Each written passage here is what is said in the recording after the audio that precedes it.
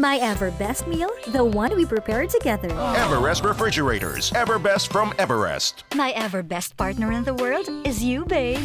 Everest Washing Machine. Everbest from Everest. Everest Appliances. Health, wellness, energy saving. Sa pinakamadilim na oras ng buhay, Natumba na po yung bahay namin. Tapos pagising ko, wala na po yung 3 months ko.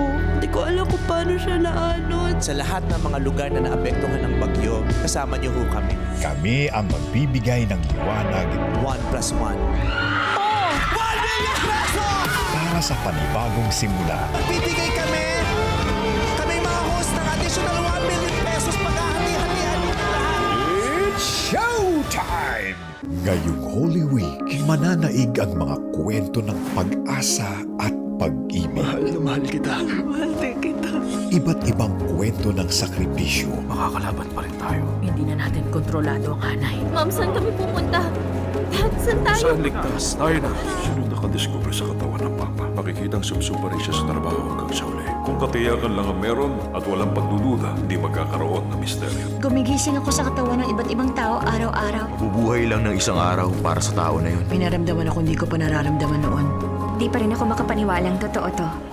At iba't ibang istorya ng pagtitiwala. Ang dami nangyayari. Ang misyon, hindi na gagawin bukas. Ngayon na. Hindi ako pwede nangako ko kay Betsy. Bachelorette niya ngayon. Si Betsy lang siya. Ilang libong buhay ang nakataya. Ano bang nangyari?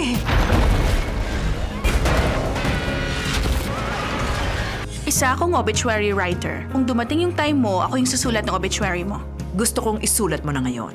Kung paano magagawang memorable yung mga achievement ko, yun mismo ang gusto kong malaman. Hindi ka marunong lumangoy? Hindi nga.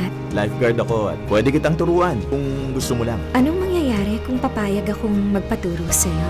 Ating damhin ang mga kwentong may dalang pag-asa at pag-ibig ngayong Holy Week.